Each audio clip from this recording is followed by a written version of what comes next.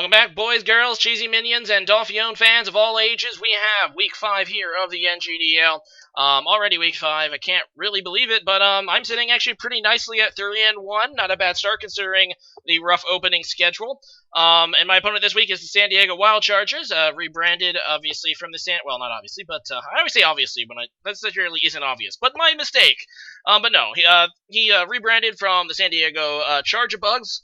And honestly, I love the new logo and the new name. I think it's really, really cool. Yeah, it's owned by Zakatak, but unfortunately, the season has not been going well for him. He sits at 0-4, I believe, the only winless team left in the league. And yeah, this league has actually been really competitive. So there's actually no more winless teams, and only one team that has not had a win yet, and that is the Wild Chargers. Just looking at this game, I mean, it kind of looks like it might be an easy game. I am kind of worried about it, though, in its own way. Maybe not as worried about it I was, against Visual Eye, but it's a potential for a trap game. I have to make sure to secure this win because my division is intense. The other two players in my division, all 3-1. So we're all looking to keep up the pace. I can't afford to drop a game I should win. But Zakatak is not a terrible player. At least I don't think he is when he really tries, and he will really try against me. Yeah, let's face it, that's one of the disadvantages to being the YouTuber, being the host of the league. Everyone really wants to step up their game against me, and I expect nothing less in this week's matchup against Zakatak, who I'm sure is hungry for the win, too. Obviously, being 0-4, he was, I believe, he finished 1-11 last season. So this guy is a guy who's not had an easy time in this league, but he's been hanging it out, and he really probably wants this win to prove that his worth. So if you forgot my team, there it is. No real changes this week. I actually decided to stay with Mega Charizard Y. I was thinking about going back to X, but looking at his team, I actually really like the matchup for Mega Charizard Y. We'll probably go back to X next week, although I still haven't decided. Now, obviously, like I said last week, and there's me saying obviously again. Like I said last week, when I do have Mega Charizard Y, my team is actually, it opens up the door to a lot of common weaknesses. As you can see, I have a lot of Pokemon weak to Ice, Electric, and Rock when I have the Mega Charizard Y configuration. But looking at his team, I felt like it was the right move, and I'll show you his team right now. It is, he started with the Mega Venusaur, which, is a pretty annoying Pokemon to deal with because it only has 2 true weaknesses in Flying and Psychic because of the Thick Fat ability. Blazefulon is his main offensive threat, but it's incredibly frail. But basically, I like the matchup for Mega Charizard because it gives me a Pokemon that can obviously go for Solar Beam against Primarina. Otherwise, Primarina is kind of a problem for Mega Charizard X due to the Fairy typing. But being able to Solar Beam that and Lantern is pretty nice. Plus, he actually transacted for Dragonite. In fact, if you recall his roster in preseason, he actually had Tapu Fini instead of Primarina, so he downgraded to Primarina so he could upgrade his Flygon into a Dragonite. And that Dragonite, I feel like, obviously Mega Charizard X is faster than Dragonite, so it does have the speed advantage, but after a Dragon Dance, anything's possible. So I just kind of feel like, in general, Mega Charizard Y has the better matchup this week. He only has, I believe, one spinner, and that's his, one spinner, and no, he has a couple spinners. I meant to say one Stealth Rock user, and that is his Claydol, I believe. No, he has the Mesprit as well. But he has only those 2, so I feel like if I can, keep those hazards down, should be good this week. I know that I really like Swellow's matchup this week. The only problem, of course, for Swellow is that Sneasel, who is his fastest Pokemon. He actually has a very, very, very slow draft, and that might be part of his problem. But Sneasel is the exception to that, but I know I can outspeed it with Swellow. Unfortunately, Ice Shard, from my Choice Band, Sneasel will probably kill my Swellow. But either way, Swellow is an easy pick this week, especially because of the Mega Venusaur. Aside from that, I'm going to actually bring a similar configuration as last week. I'm bringing Leafeon again to abuse in the sun. This time I'm actually going with the Flynium Z with Aerial Ace. So that's gives me a little something to hit that Venusaur pretty darn hard. Blazefulon is a problem, but that's his other fast Pokemon is Blazefulon at base 107, but I can play around that with a Scarf, Crocodile with my own Stealth Rocks. Swellow will be my defogger this week. My Mega Charizard Y is going to bring coverage, including the Hidden Power Ice for his Dragonite. I feel like I said, I have a good matchup this week. it's a game we should win on paper, but you never know what's going to happen in this league. I'm going to stick with the autonomized physical Celesteela because it has a really nice matchup against that Blazefalon. Again, I'm bringing the Akaberry pretty much just for that Blazefalon. Because Blazefalon honestly is there's like a Pokemon that's going to tear through my team, it's either going to be Blazefalon or Dragonite. So I have to make sure I keep those guys in check. I mean, I'm bringing the Scarf, Intimidate, Crocodile for that. What is it? The Dragonite, so that should help check it if it gets a single DD. Celesteela should be able to obviously it resists both stab moves Dragonite has and a Earthquake, which he might probably won't carry it against me, but it's gonna have a hard time getting around it. If it's like only a Fire Punch, then obviously I still have the Akaberry, so I have a check for that. But yeah, so I'm getting like I said, Charizard Y, Swellow, Crocodile, Leafeon, Araquanid, and Celesteela. It'd be really nice to get up the Sticky Webs just for that Sneasel, but I feel like I can pretty much outspeed his entire team aside from that. So it's not really needed, but it's something that would be nice to do. So yeah, that's all I have to say about this pre-game. Hopefully don't, but you never know because, really good players have been dropping to players that, lower players, all tournament long. In fact, Skep Gandy, who used Limber Ditto in his debut as the Thunderbolts coach, actually just knocked off two really good players, including Mr. Chabry, who had that undefeated start. So thank you for that, Skep Gandy, and he also knocked off Fulham just earlier this week. So yeah, you never know. Zach could bring an excellent game plan, just play well, and I would be really sad.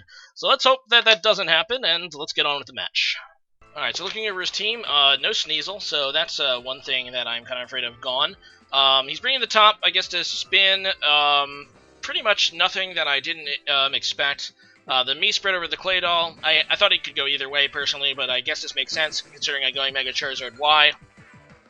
And, yeah, I'm kind of expecting him to lead with it, because I know he wants those early rocks. I'm going to go into my Swellow, and pretty much my game plan was this, Boom Burst if he did lead with one of these Mii Spritz or Claydol, which I kind of expected because I know he really wants rocks.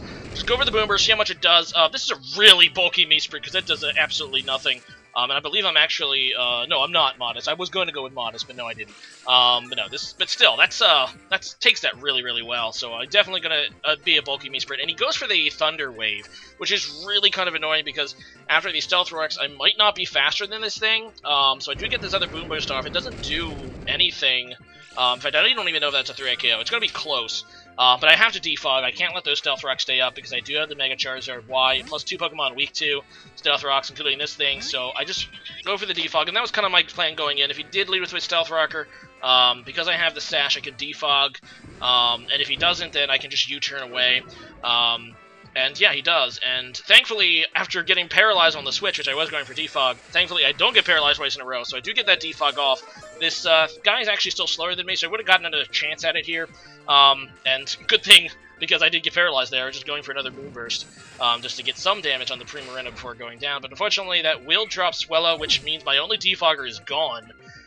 So I really need to make sure that I don't let that Mii Sprit set up Stealth Rocks. Which is actually kind of tricky because I do have 2 Pokemon that are probably slower than that Mii Sprit, and my Celesteela and my Araquanid. So just going to go ahead and Mega Evolve now. He could go for the Hydro Pump or the Surf, but obviously the Sun is going to reduce damage taken, so it's... yeah, I'm just going to go for the Solar Beam. I really need damage on this Primarina. It's way too bulky, and the Solar Beam should do pretty good damage to any set of this Primarina could be carrying. And he does go for the Hydro Pump, so probably like a Salt Vat. I don't even know. I didn't even calculate, but it doesn't look like a 2-hit KO right now. The Hydro Pump does more than half as well, but because I'm faster, he is forced to switch out. He wisely goes into Venusaur. I probably should have switched it up here, but I was just too afraid of him staying in and just YOLOing with the Primarina. So I just go for the Solar Beam, which will do absolutely nothing to this Venusaur. And I was contemplating staying in and going for the Air Slash, knowing it's still going to be super effective on the Mega Venusaur, but I don't want to lose my Mega Charizard quite yet, because I do have that Leafeon I might like to set up in later in the match. So I'm going to go to my Celesteela, and I'm doing that predicting, a Sludge Bomb, and there it is, there's the Sludge Bomb, and yeah, thankfully I'm immune to that sort of thing, but I do have to scout the hidden power fire. I do have the Aqua Barrier, like I said, I believe in pregame, but I don't want to waste it here. Plus, the sun is up, so it still do considerable damage. So I decided just to go into my Araquanid. He goes for a Synthesis, I guess, to see how much damage I would be doing and what I would do. And he just goes for a Leech Seed now, which is interesting. I'm just going to go for the Sticky Webs. Sticky Webs really only affect Blacephalon, as far as I'm concerned, from the team he brought. Everything else he brought is kind of slow, so it's not a huge deal, but I really do need to make sure that Blacephalon is slowed down, especially if it's a Scarf set, which I'm kind of afraid of. So I'm just going to go into my Celesteela again now. Now I'm pretty sure he doesn't have, it doesn't have the Power Fire. As you can see, he actually is Toxic too, so it's Toxic, Sludge Bomb, Leech Seed, and Synthesis. I think that's all of his moves. So an interesting set there. As he goes out into Hitmontop, thankfully, no Intimidate. I was actually really surprised. I thought I would have to switch this thing out, but no, he does not carry Intimidate, so I do get the Autonomize now. I knew that was a perfect chance to set it up because he had no Hidden Power Fire or anything. And I was going to go for a Zen Headbutt against this thing because I did bring it specifically for the Venusaur and also this fighting type. And he is going to go for the Rapid Spin to get rid of my Sticky Webs, which is kind of annoying. But I do have the Autonomized Celesteela, which allows me actually to outspeed a Specs Blacephalon or a Z-Move Blacephalon. Even after that Mach Punch, I calced it, and a Scarf Blacephalon after the Aqua Berry will not be able to kill me with Fire Blast. Now, granted, he might be able to kill me with a Mind Blown or something, but I shouldn't die to a Fire Blast. So I'm going to stand, try to go for the Earthquake against his Blacephalon. As you can see, I outspeed, so he's either Z-Move or he's Specs, and that will completely nail the Blacephalon at +1, and Autonomized Celesteela is now looking pretty strong. I'm wondering if he has anything that he can do. He's going to go out into Dragonite. Okay. Multi-Scale is going to protect him. I don't have any move specifically for this Dragonite, so I'm just going to go for my stab option, my Iron Head. As you can see, Multi-Scale prevents it from taking too much damage from that, as he does have the Fire Punch, but that is not enough to take down Celesteela after my Aqua Berry. And, yeah, I'm going to be able to take this ding down now with an Iron Head, and, yeah, now I have a +3. So I'm thinking, okay, this could be a sweep with Celesteela. That would be awesome.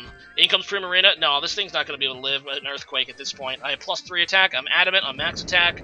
Primarina is going to get destroyed.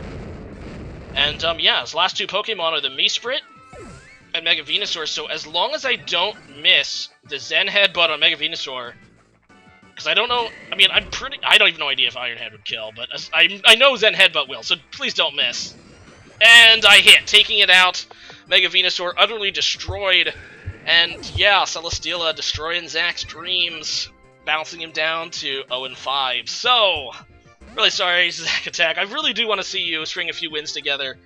Good luck on the retool, but I'm pretty glad to secure this win because our division, the top 3 teams in this division, are incredibly intense. Next week, I have the rematch, I believe, against Mr. Chabry. And as you recall, that is my one loss is in Week 2 against Mr. Chabry. I face him, our rematch, pretty early this year in Week 6, so it's a game I really, really need to have if I want to actually win this division.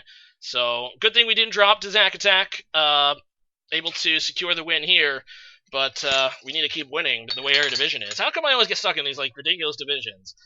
Alright, so anyway, today's question today is, what is your favorite Ultra Beast? I've probably asked this question before, but I don't think I did since Ultra Sun and Ultra Moon came out. I might be wrong. Don't. If I'm wrong, just accept it. But it seemed like a fitting question of the day, considering Celesteela just destroyed everything. Celesteela, by the way, is probably my favorite Ultra Beast, although Zakatak definitely, by design, made me think twice. In fact, you know what? No, probably Zakatak is my favorite design-wise, over Celesteela, but Ultra Beasts are just so